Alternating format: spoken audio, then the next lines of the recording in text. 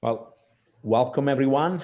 I think still people are trying to connect, but we can start. My name is Federico Tozzi. I'm the Executive Director of the ILI America Chamber of Commerce. First of all, I want to thank all of you for participating in this seminar, webinar organized in cooperation with Finance Montreal. That I thank for their support. They are senior sustaining member of the IACC.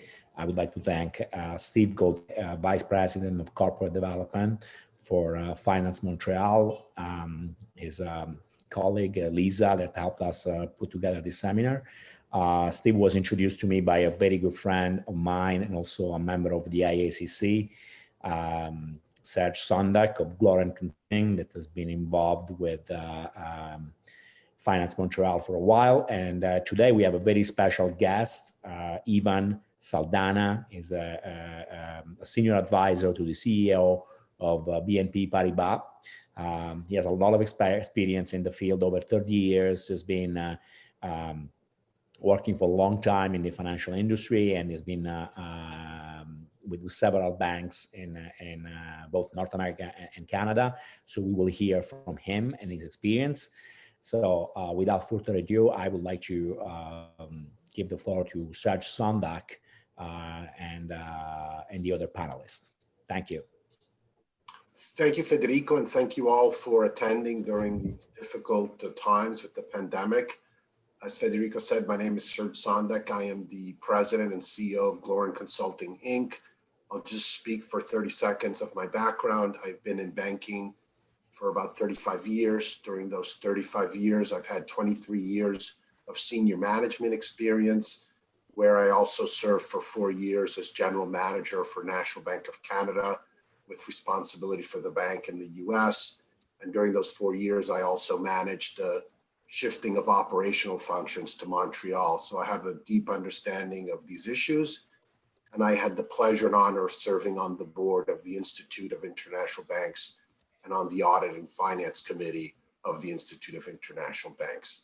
We're very honored and pleased to have two great panelists, Steve Gauthier, who is head of Finance Montreal International Division, and also Ivan Saldanha, previously and formerly COO of BNP Montreal. And I will maybe have the two of them, starting with Steve, maybe say something briefly about their background. Steve, if you could start first, please. Thank you, Serge. Well, nice to meet all of you today. Thank you for being here. Personally, myself, I'm an economic developer. I've been for 25 years involved in foreign direct investment, so always assisting inbound investment to Quebec to Montreal or outbound investment out of Montreal.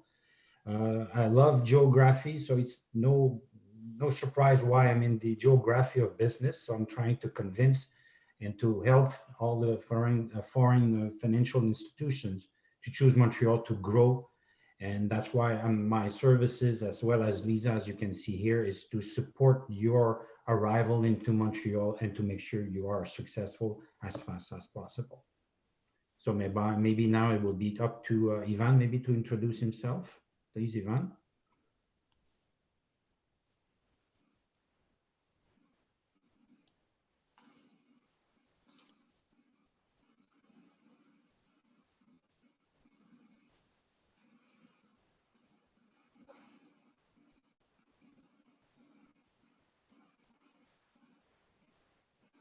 I do not hear Ivan. I don't know if it's only me or...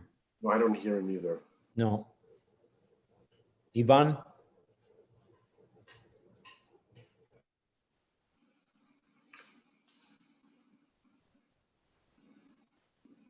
Steve, should we maybe start with you while Ivan connects? Is that okay? And then we'll have Ivan join in the interest of time for the attendees. Okay. So Steve, one question that I have, and we'll start with you first as Ivan tries to connect. You know, banks over the last 10 years have been struggling with heavy operational costs. They have regulatory costs following the implementation of regulations after the crisis of 2008 with Dodd-Frank Act.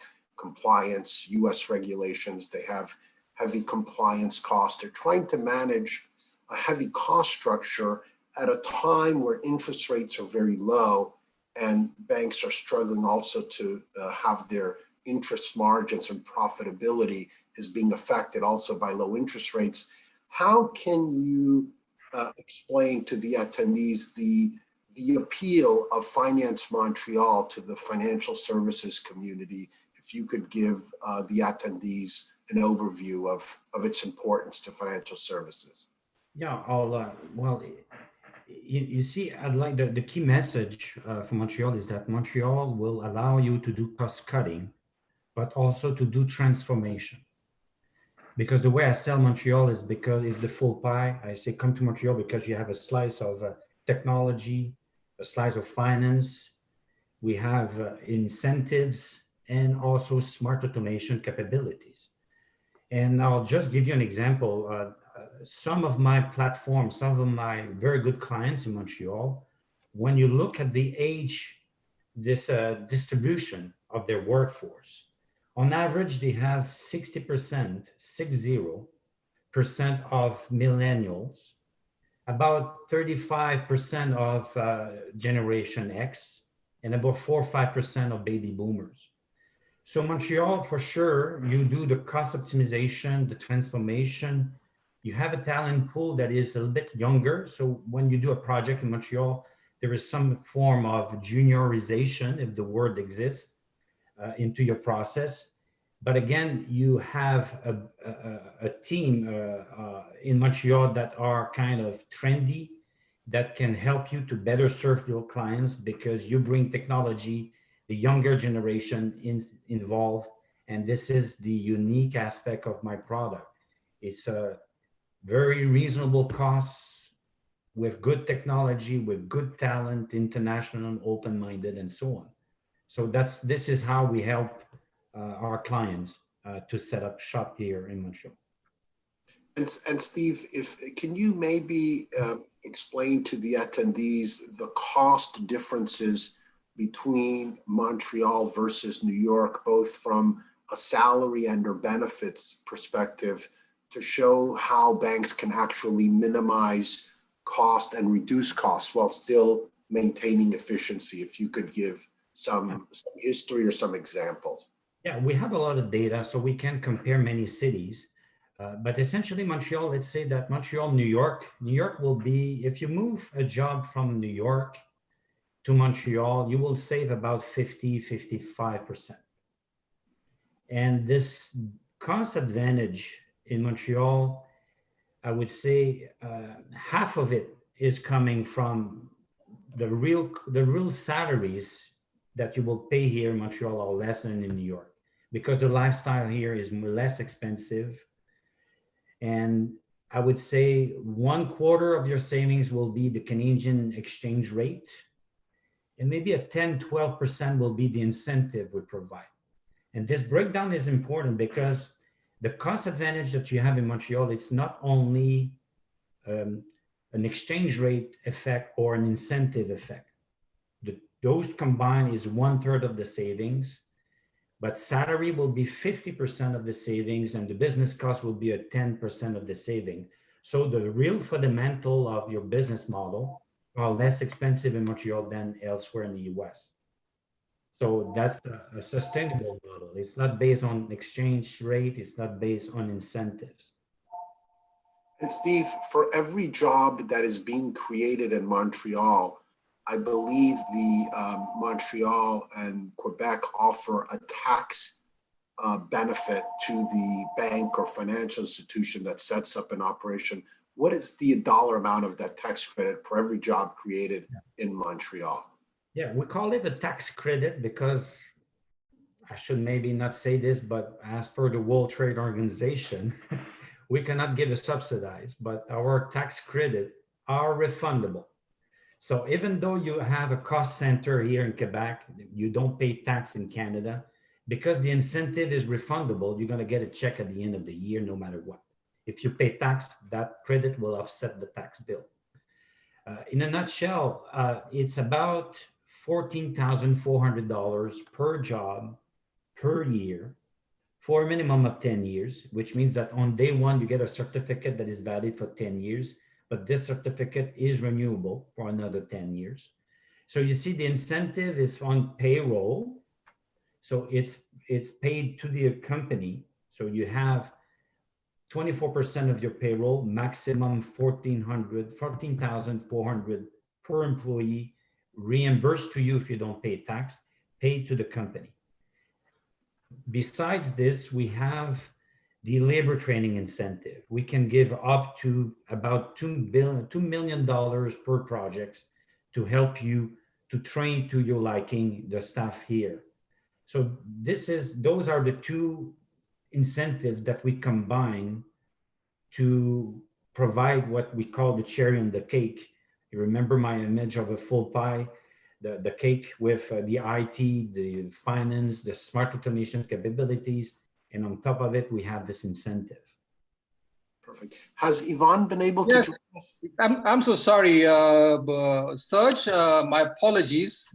Oh, that's there was a bit of a connection issue, but I am on now. I'm so happy to be on this line, and up to you.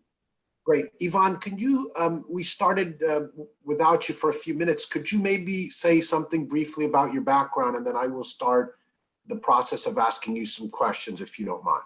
Thank you, Serge, and to everyone on the line. Warm welcome from me. I have been with BNP Paribas for the last 3 decades, and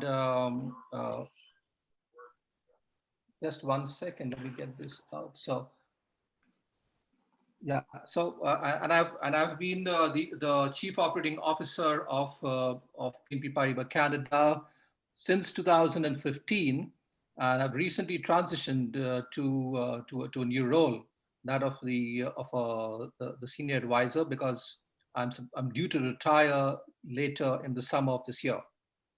So I've been associated with BNP Paribas Canada platform, the platform we built in Montreal for the last 5 years. And prior to that was in different parts of the globe with the bank, primarily with India, where we built a large platform in Mumbai and Chennai with over 6,000 staff right now.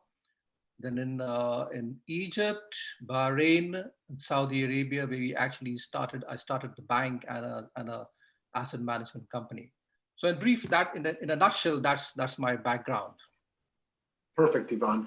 Yvonne, since we're talking about nearshoring and offshoring, and you have a lot of expertise in your former role as COO for BNP Montreal, can you maybe explain what were some of the challenges that you faced at the start of establishing the operation, and also what were some of the main business constraints both in Montreal and Canada that you were then able to overcome? That's an interesting question, Serge. Certainly, I mean, there were questions when I came to Montreal in 2015 after setting up a very successful operation in India, whether Montreal was a place where we could do nearshoring. And we're talking of nearshoring, obviously, to all our participants over here, in the context of cost optimization, in the context of operational efficiency. And so, yes, it was a question.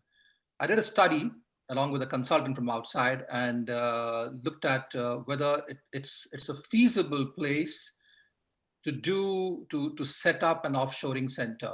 We had some things going over here. The size of the bank was around 400 odd people, but it was neither here nor there.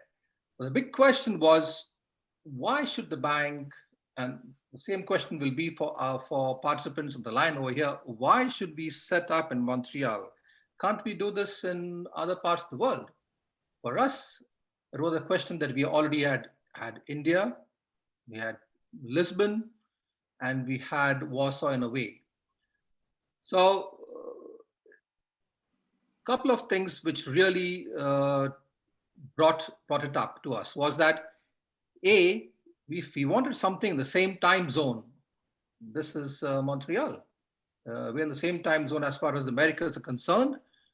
Deep talent, we did a study and the study showed us, yes, we have deep talent, We came up with some interesting numbers in terms of tax incentives. So that really showed us that we could be competitive. And then, if Lisa could move to one of the slides, Lisa, if you take it to slide number 17, that could be very interesting for the participants to have a look. Yes, slide 17, which shows you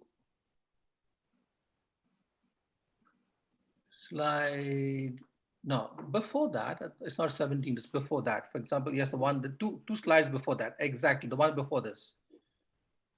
Yeah, so if you look at this strategic location, deep talent pool, that's what I'm talking about. A great ecosystem over there, and a very attractive cost. So in terms of cost, because for us, we didn't look at only the cost. We looked at, yes, it has to be quality that we would deliver to the Americas. The cost was around 50%, the cost arbitrage that we looked at. And on top of that, if you add the incentives given by the Quebec government, it's really the cherry on the cake. So there was a very strong and robust business case to do our nearshoring for the Americas, at least, to Canada and Montreal.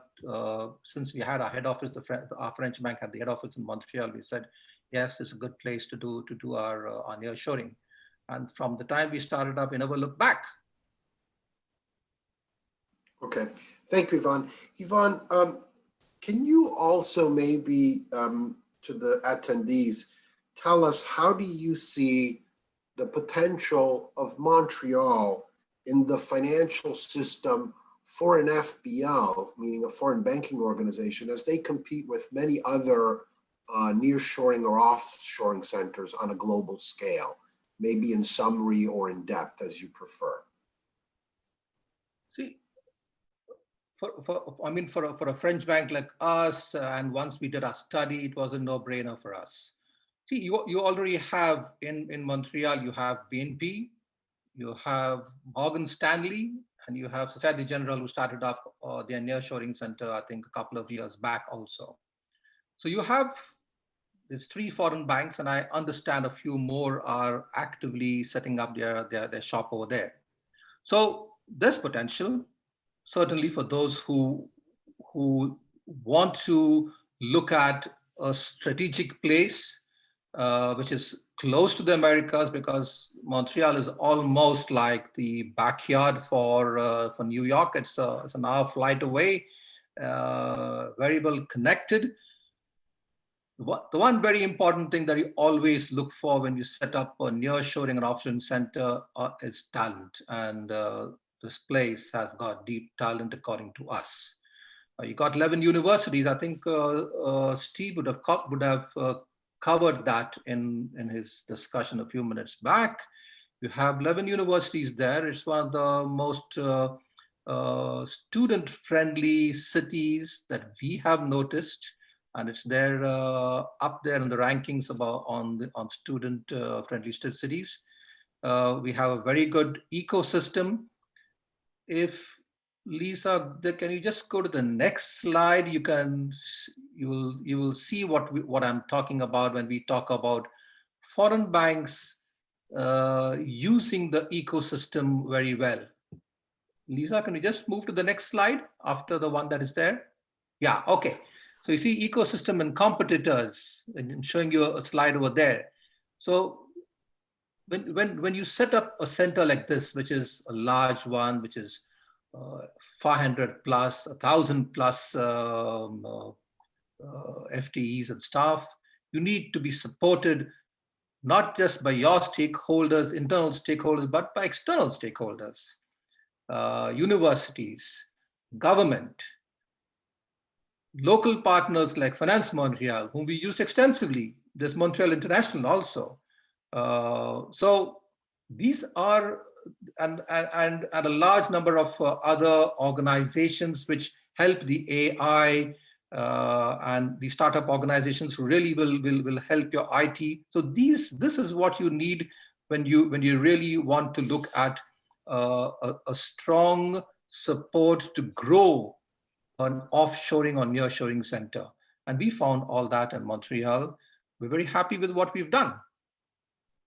Excellent. And Yvonne, given your experience in setting up and managing and monitoring the operations of BNP Montreal, can you maybe talk to the group about what were some of the successful factors, according to your experience, that allowed for operational efficiency, especially for the nearshoring activities that BNP Montreal has with its US headquarters with BNP New York? Well, there are so many, and one can talk for a long time. But as I cover some of the success factors, as I talk about best practices, don't mistake me to say that it was all rosy. Oh no, there's several pitfalls. There are several things that one has to watch out for when you set up such kind of centers. And I've seen it in India, and I've seen it in Canada too. But let's go to some of the main pillars when you really want to build success. You need to have a robust business case, of course. And without a robust business case, you cannot really build something like this. So there has to be talent. Top number one, talent. If you don't have talent, this is all a people's business. If you don't have talent, you don't have a platform. So and recruiting the right talent and keeping them with you, that's very important. We place a lot of importance on that and bringing in the right. And when I say right, I don't mean the best. Right means people who are suitable to your organization. You build a good team there. And also when you build a good team, take care to ensure the core team stays with you. Because in this kind of business, people can leave also very quickly. And if that happens, then you lose your whole team. So very important, people hire the right talent and keep them intact. You will have turnover for sure. That shouldn't rattle you. You should be able to ensure that you are invested with the people, you know the reasons why people are leaving, and then ensure that you are able to build back the team that has left. So we faced that, and turnover did go up in the last couple of years, but we've taken the right kind of steps to ensure that we bring it down and control it. Be transparent, very important. Be transparent with your stakeholders, because the stakeholders are sending activities to you which they were doing for a long time. For example, the US, they did there for a long time. Now, if they're entrusting that to you, you have a mandate to ensure to also keep them informed of what you're doing. So the right level of KPIs, the right level of metrics, you need to tell them. So it's up to you how you build it. We have a system where we have a dashboard and we inform them about it. And then in India, we used to have built into the service level agreements, we used to have either every month or every second month a meeting with our stakeholders and tell them that these were the threshold levels, these were the metrics we agreed upon, this is where we are. We have breaches, fine, for these reasons. We are beyond and doing better than that, well, you need to build credibility on that, and you build credibility out. Perfect. And there are a couple of more, Serge, which are important. For example, don't sit on your laurels. If you're doing well, you need to go beyond that. So efficiency. Be ahead of the curve. Always looking at if you're able to do some activities with this number of people, with this number of cost, can I do it better? So that's another point. And bring in automation, improve processes, reduce errors, reduce the turnaround time. Those are the things that we look at. Processes like lean, all those things, you implement them. There are several kind of methods to do that, but that is very important. And one of the important things I always felt was identify what are the drivers in the minds of your stakeholders. Your stakeholders may, for some of them, cost is important, but for others, cost is not so important. It's the quality of the service that you deliver which is important. So if you look at one of the first slides and what I had presented was, it was basically what our vision was for this platform. So Lisa, if you go a little higher up in the yes, correct. Just after our vision, yes, our vision and offer.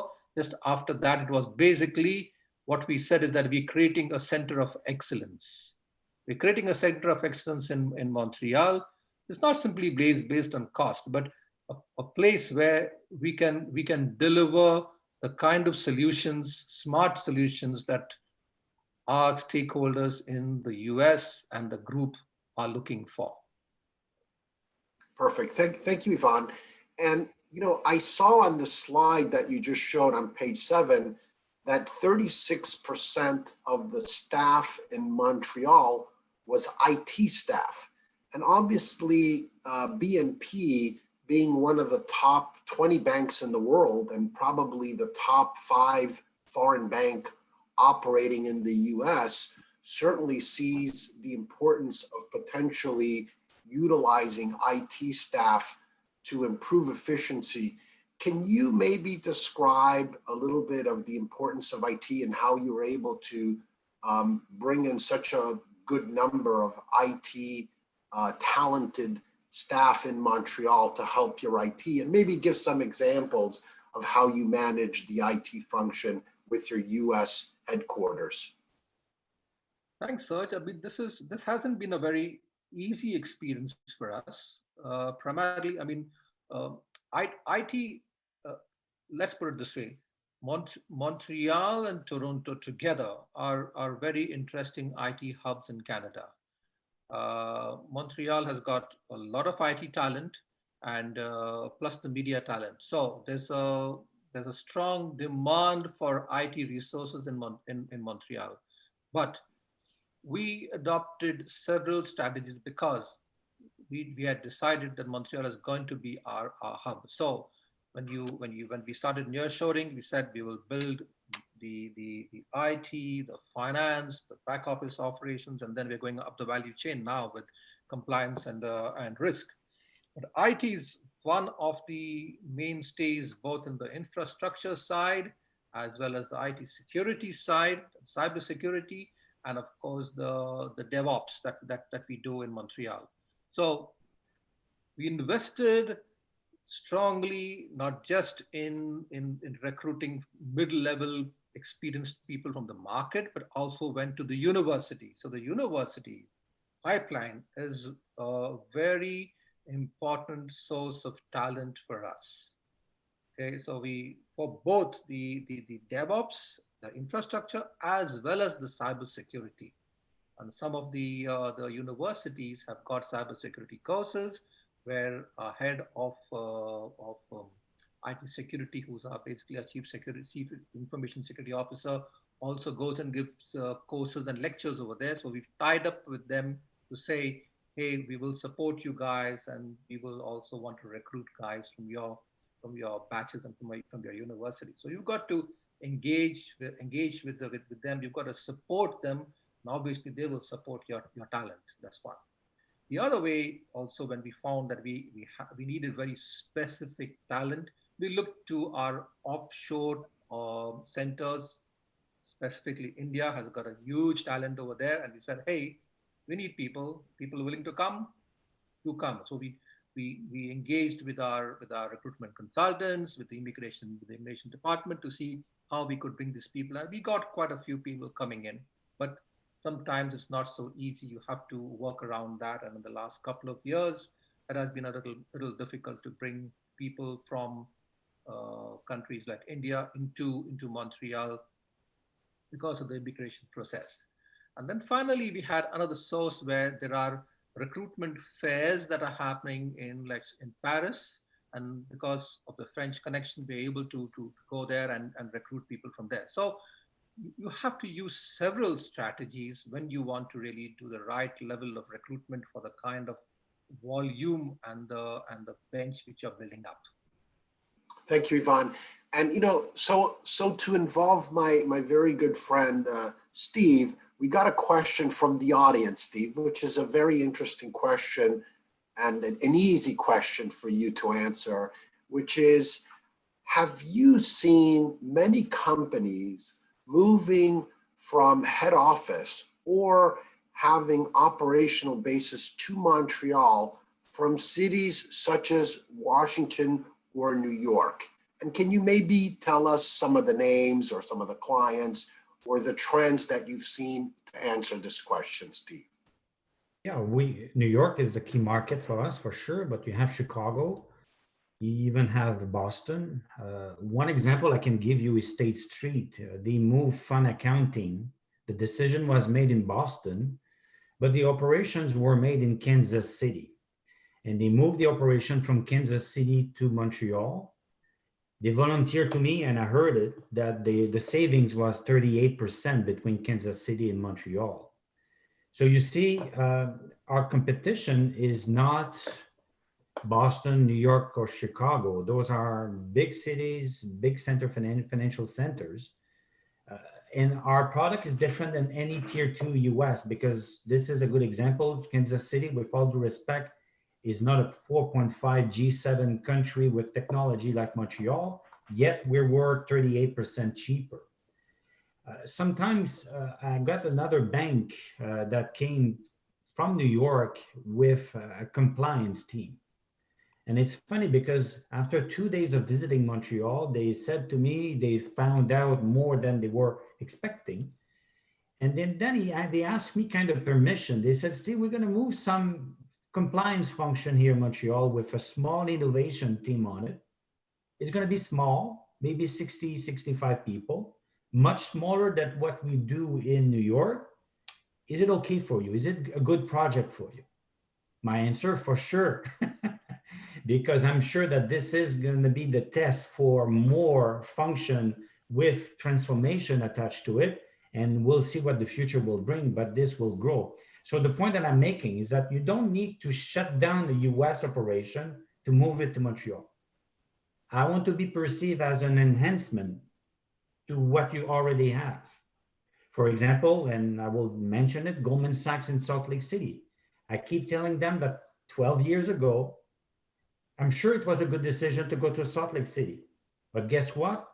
Today, with AI, with cybersecurity, with fintech, you have no choice to reconsider your location strategy, and maybe Montreal can have a role that will be enhancing what you have in New York, Delaware, and Salt Lake City. So this is how we position our product. It's an enhancement to the existing location strategy. Perfect. Thank you, Steve. And maybe, Steve, can you speak for a few minutes of the importance of Montreal as a fintech or IT corridor, almost as a Silicon Valley for the Americas, and how that is important, not just for banks and financial institutions, but other institutions who look at Montreal? Yeah, well, the largest industry in my city is IT. Finance is second. IT, you have about 150,000 people working in IT in Montreal. Finance will be 110,000. Then you go to aviation, aerospace, biopharmaceuticals, and so on. So you see, IT is well diverse. You can go from the Canadian Space Agency to the video game industry to big ITO and BPO providers like CGI, and Morgan Stanley. Yvonne mentioned Morgan Stanley. It's 1,800 people in IT only in Montreal. So it's well diverse in terms of profiles.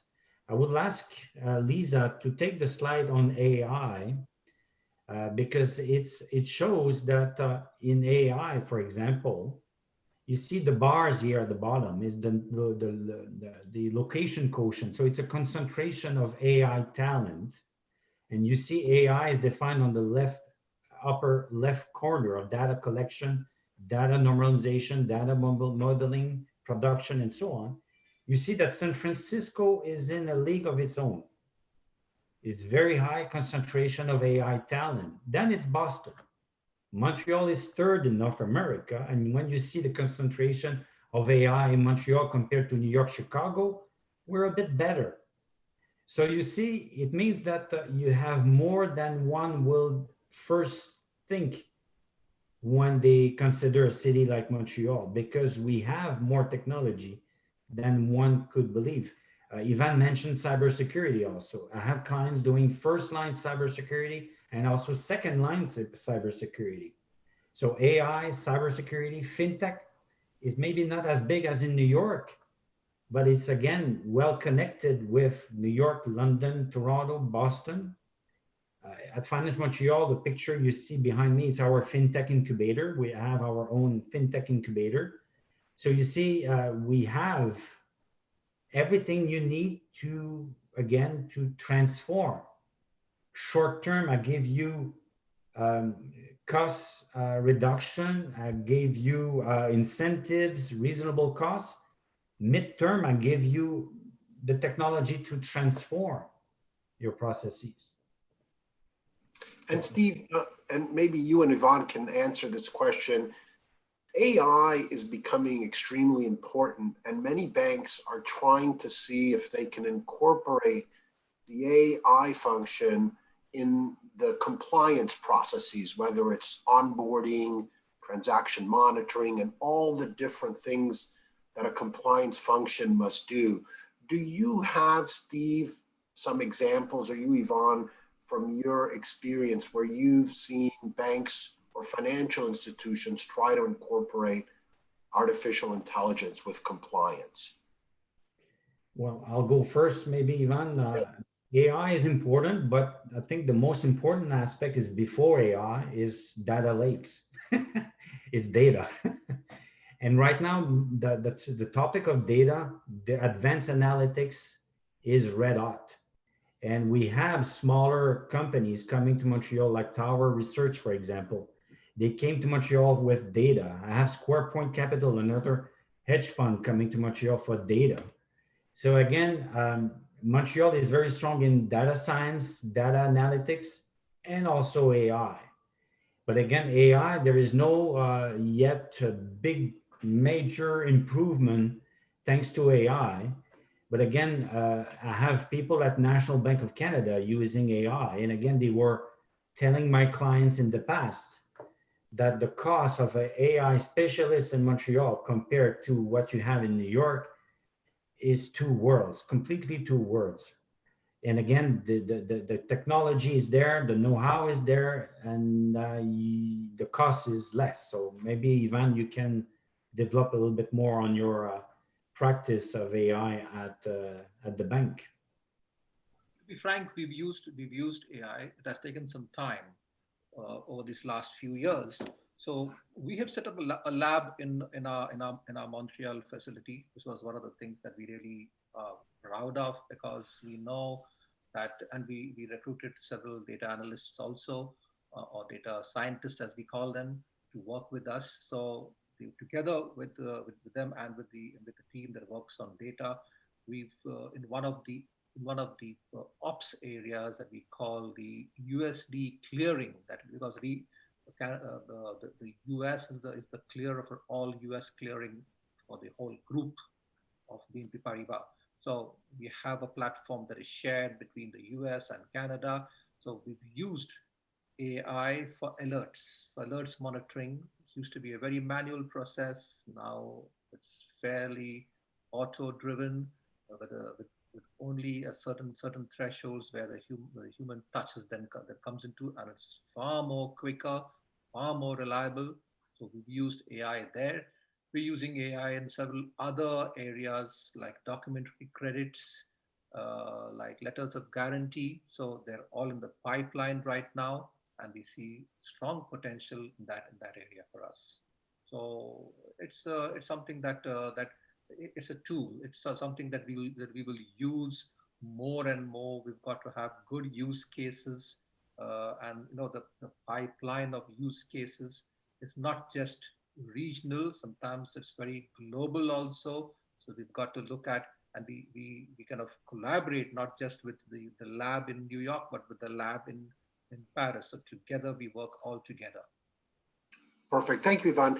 And we have two questions from the attendees. Ivan, the question will be for you. I think you might have answered the first part, but I'm going to read it again. It says, based on your success factors, according to your experience for operational efficiency, how can you talk about it vis-a-vis the nearshoring activities with the USA? And the second part of the question is, would the pandemic, the COVID-19, reinforce the strategy for US and or foreign banks to potentially adopt a strategy of shifting operations to Montreal? If you could kindly answer that question. Well, I think I answered the first question when I talked of the success factors and you know the foundations on which, at least in my experience, we built this platform, not just in Montreal, but in India. So they are the foundations of any kind of successful platform. So I think in the context of the pandemic, that's a very interesting question. Not just for nearshoring or offshoring your work, but it could be to any place. It could be to Montreal. It could be to Madrid or whichever place. But the pandemic has thrown up fantastic options. It's not that the pandemic's fantastic. No, sorry about it, but it's just opened up the door because people are working remotely. People have been connected remotely, and because I'll give you an example. When in 2019, at the height of when we were nearshoring, at that time I also had instituted or put in place a project where we said we need more and more people to be flexible working so that the number of seats in our premises, we occupy less and more people can work at home. So at one time we were 90% in the office and 10% at home, and it was becoming quite difficult. Before we faced a lot of resistance with IT applications, IT security saying, hey, we can't have these applications working from home and things like that. But the pandemic changed all that. In a matter of weeks, I told them, guys have to be at home. You can't help it. You've got to do it now. So to open it up, the IT security guys they had to see reason. The group said, yes, people have to work from home. And from 90% in the office, it became 10% in the office, it became 5% in the office, and 95% working from home. So they're working from different places. Now, when they saw that, see, the guys who used to, and always you have skeptics in every organization who said, no, my kind of work can't be done remotely. My kind of work has to be done on my floor, outside my room, within the same area. So no nearshoring. There are a lot of people who say that. That has changed. If people can work from their premises at home, from their residences at home, question that we've all asked ourselves in the last 11 months is that, can't they work from Canada?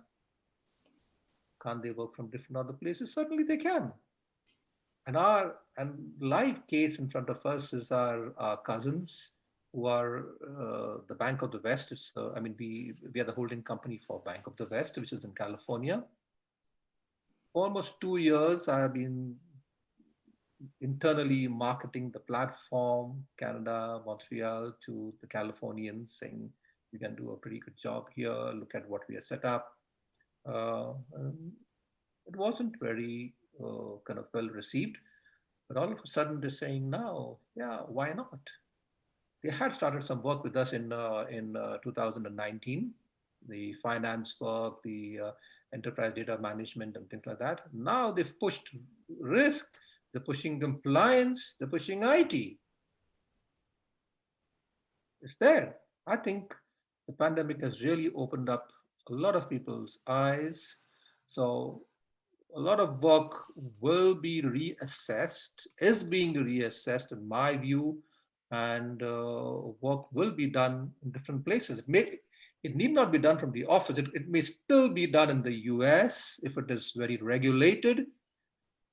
It could be done in nearshoring centers if they want the work to be done in the same time zone, or it could be done very much offshore if they're not if they don't mind the time difference. You know, it could be done in different places, far off places, but for sure it will be reassessed.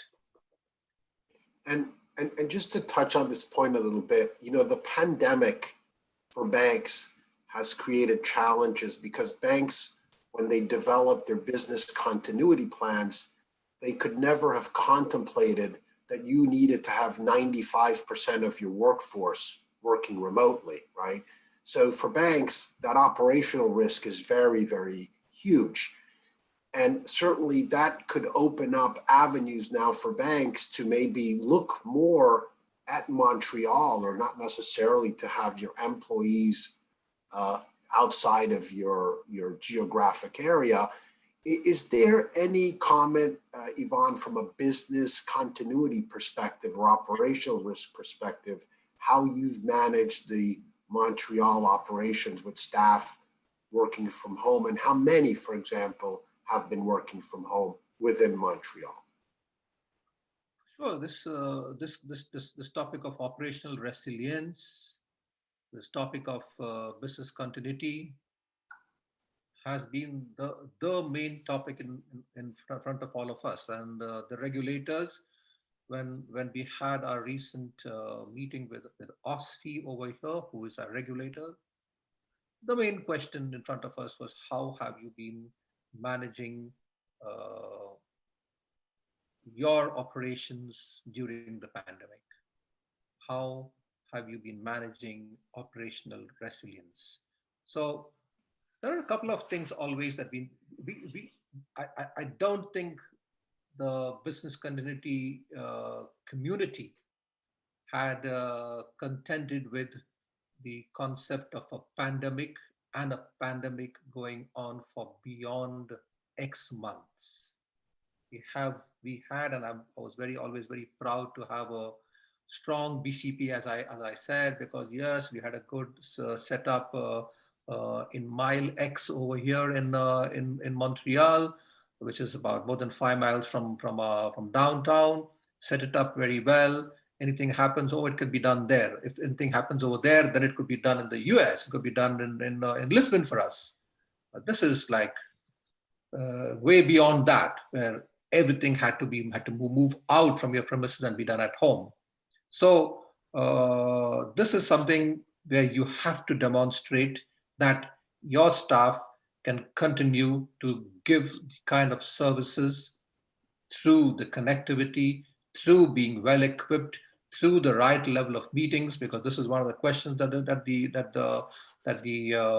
regulators asked us: how are you in touch with your staff? That we invested a lot of time. I can tell you from the executive committees, which I kept holding, which used to be every 3 weeks. I kept holding an executive committee every week in the beginning, then every 2 weeks. The kind of town halls, which we used to have, major town halls once or twice a year, it's now every quarter. Town halls with groups of our teams, which are 200 each, every month. So there's a lot of engagement and a lot of pressure on us at the management level to ensure that we are talking and being very close to our staff and the right level of services being given to them. So another small thing, a very critical thing you need to remember when you talk of business continuity and operational resilience is that if everything that you do, let's say in the US, is completely transferred to an offshore location like Canada, and nothing is left in the US, and if Canada falls, can that work be done, continue to be done when this site falls? Question mark. So we rethought that, said, hey,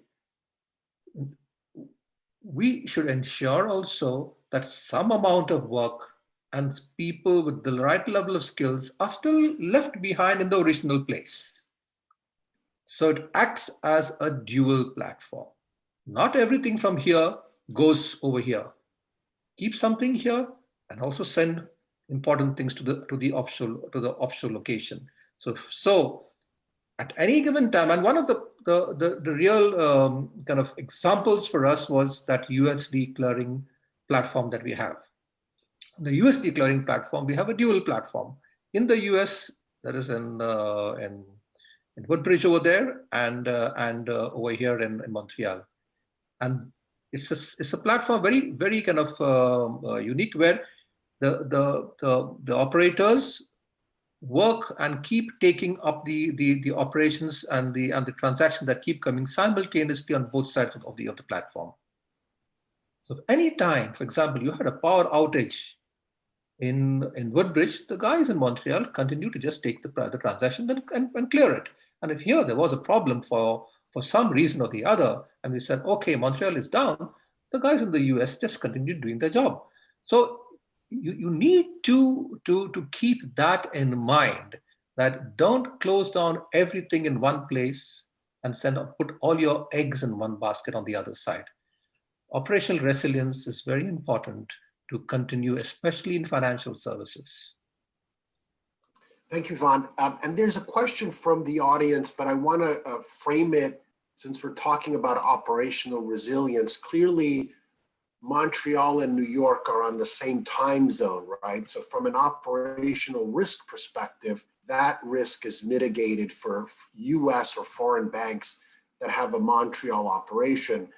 And the question is, given the proximity of Canada to the US, not just from the time zone, the question is, if somebody were even to think of establishing an operation in Montreal, what is the frequency of flights from New York to Montreal? Steve, I'll give you the easy question. Yeah, you have a choice of airport, a choice of carriers, but it's about 30 flights every day. 5-6 of them out of LaGuardia, then you work and you have JFK. So it should not be an issue from American Airlines to Air Canada and so on. So it's very close to New York. It's an hour and 15 flight. And if it's longer, it's because of New York, because most of the time in New York, the air space is a bit congested. So maybe you're gonna be extended to an hour, 30 minutes door to door. New York to. Great. Thank you, Steve. Frankly, Serge, I mean, one of the very important considerations when we were bringing in the operations from the US to Montreal was, it's the backyard. You catch a flight in the morning, you're here. If you want to go back in the evening for dinner back home, you take the flight and go back. So the guys would, and I've done that several times, you know, especially in 2017 and 18, when I'd established the first sets of teams over here. I invited guys from there and said, come have a look at your teams, because that's the way you establish credibility. They meet with their teams, they look at them.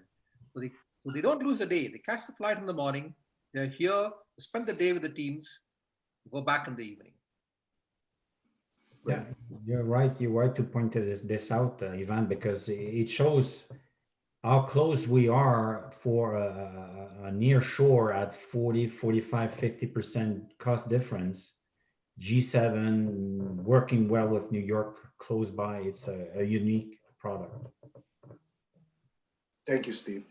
Yvonne, and hopefully we can get to these two questions, I don't know, but one of the questions that I had for you was, what were some of the best practices that you developed at BNP Montreal? And could you maybe give some examples of the lessons learned as you incorporated that as you were going through the process of implementing and monitoring and managing the Montreal operation?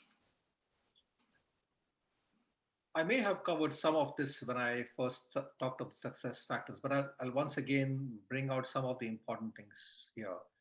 I think your stakeholders are very important. Your internal stakeholders, whatever you say, have to believe in what you're doing and have to have confidence in what you're doing. So you've got to be as transparent and as open with them as possible. And I invested a lot of time on that everywhere, whether it was in India or whether it's here in Montreal. I always ensured that the kind of data, the metrics that I gave them was very important. And kept meeting them. You go there, I fly to New York very often and invite them on the other side to come down here also, so that I could understand what their drivers are, because the drivers can be very different from time to time.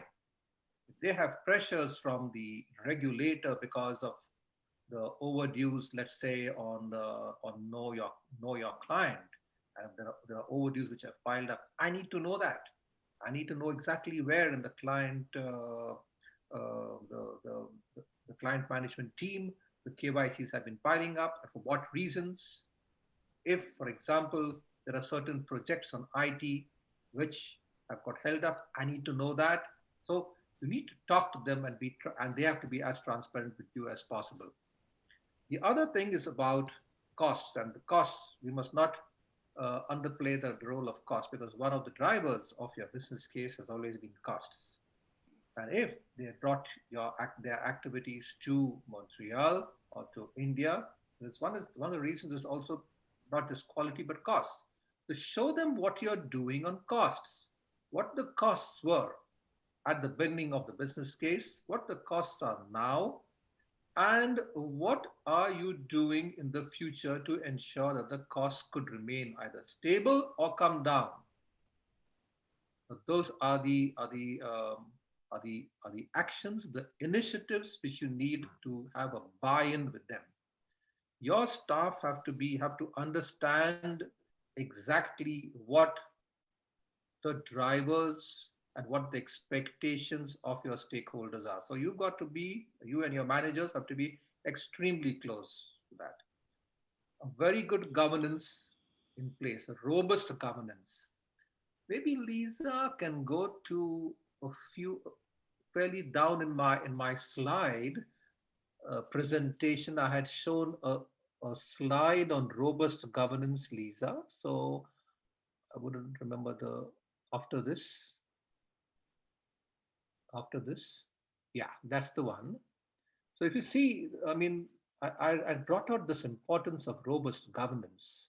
And a governance is always, because once you set it up and then you're going forward in terms of a BAU and then growth, without a governance, you could fall short. So whether it's the executive committee that you hold with your N-1, the managers, there's something called the Canada-US Forum, where I may talk bilaterally to the heads of business lines, but do I get them all together? So I get them all together also. The team of managers from here, the team of the senior team from the US, put them together, and once a month or once in 2 months, we talk of major transversal projects. There's something called the Internal Control Committee, where controls are so important, as you know. So we need to look at our controls and where are the risks coming up, and bring this out in the committee. Sometimes it's the OSFI, sometimes your regulators ask for this. You got to demonstrate that you have a good control on that. So that's another way. Yeah, Ivan, that's a great point. And I was going to ask you, this is a great slide because governance is so important for the bank and also for the regulators when they manage the bank.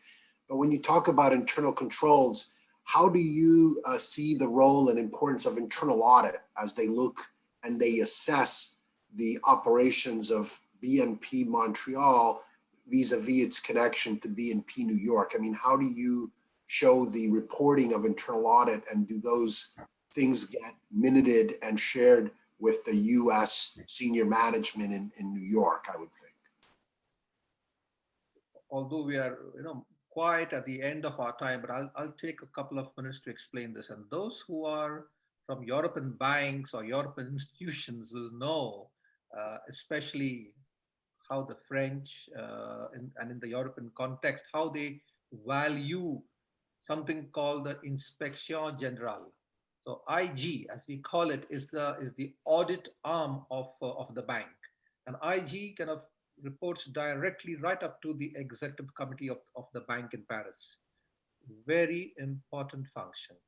So audit or inspection general, in our context, they examine everything.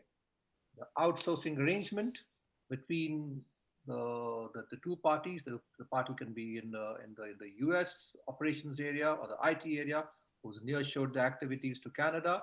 So where is the SLA? They'll go through the SLA. They'll see what the arrangements over there. What is it that you need to define? Are they defined clearly? Whose responsibility it is? Ultimately, it's the people who are nearshoring. It's their responsibility.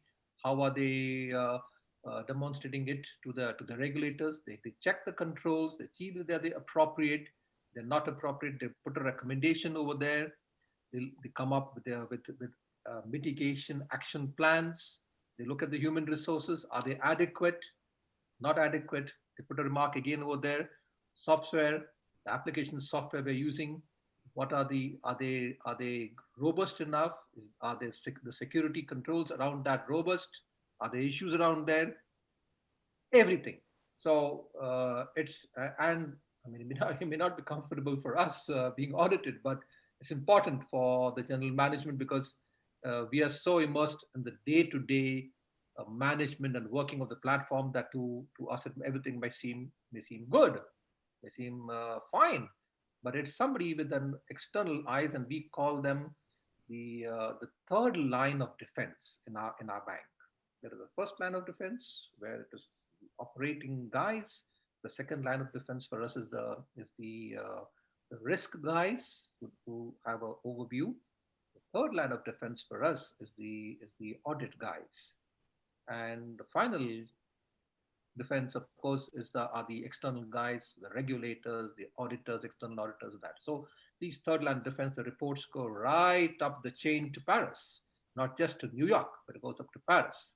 And with ratings, with recommendations, with the action plans, time-bound action plans, we have to kind of be on our toes to ensure that everything goes well.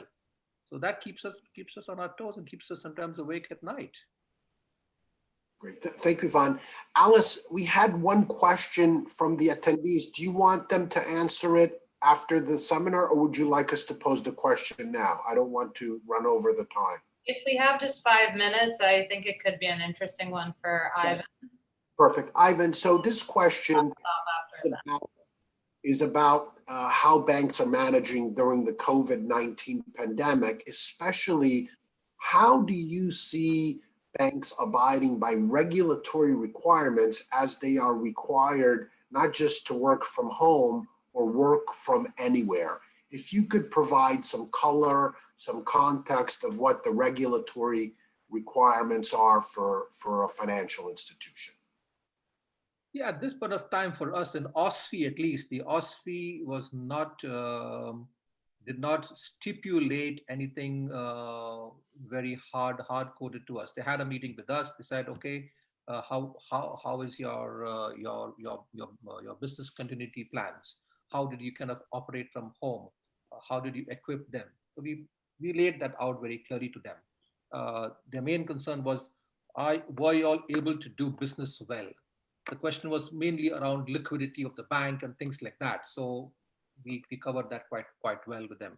But otherwise, in terms of the question was about engagement. How do you engage with your staff? So we were quite. I mean, we had invested a lot, as I told you, with the engagement. So we didn't have an issue on that. They were quite pleased. We shared plans with them. So no, I don't think they were too hard on that point. I'm not too sure about the US side, whether they have any stringent regulations on during the COVID. But I can talk for as far as Canada is concerned, we were quite I think so well off on that point. Thank you, Ivan. Alice, I leave up to you right now if you want to maybe make an announcement of the slides that could be available to the attendees, since I don't want to run over the time. I think we've covered the questions from the audience. And I thank Yvonne and Steve for participating, of course. Pleasure. Well, Actually, Federico will be closing out.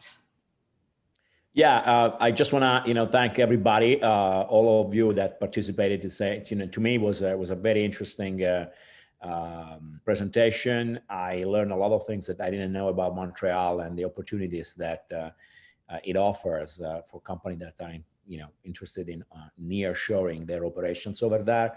Thank you, Ivan, for the wealth of information that you gave us, and thank you, Steve, and for participating, and also Serge for moderating the seminar. So all the information that we gave you during the seminar will be available. We'll send you the slides, and also there will be a recording of the webinar that will be available. So feel free to access that as well. And that's it. I think thank you to all of you. Thank you. Thank you all very much. Thank you again. Stay safe. All right, bye-bye. Bye-bye.